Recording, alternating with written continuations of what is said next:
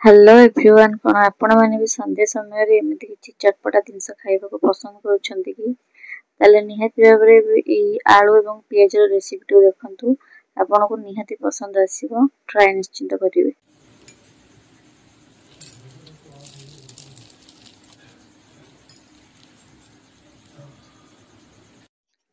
तो प्रथम पियाज को एमिति किछि सरू सरू करी काट नै जिबा।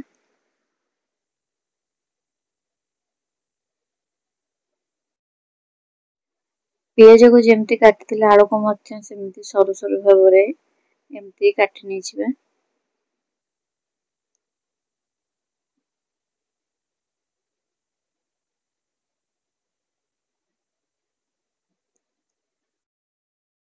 तो आलू को एमती भल भाबरे 2 ରୁ 3 थर पर्यंत भल भाबरे धोई नै जिबा। एबे एमती किछि फ्रेश कंचा लंका को मध्य छोट छोट भाबरे काटि नै जिबा। जदि आपण लंका खाउ नथिबे ताले को स्किप कर परिबे। एबे हमें किछि फ्रेश धनिया पत्र को एमती गुंड गुंड करी काटि नै जिबा।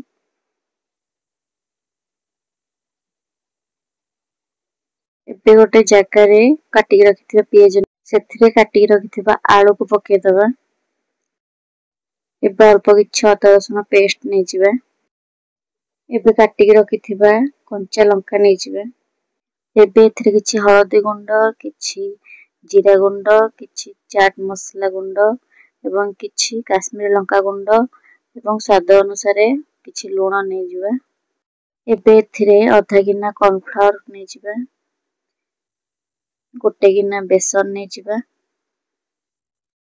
काटि के रखिथिबा धनिया पत्र नै जिबा। एबे एथिरे अल्प किछि खाइबा सोडा पके देबा। एबे एथिरे अल्प किछि पानी नै एक भल भाबरे सब गुड को मिसै नै जिबा। एबे कड़ाई बसे सेथिरे किछि तेल नै जिबा। तेल टिके हल्का गरम होला परे सेथिरे पकोड़ा को एमिति भल भाबरे पके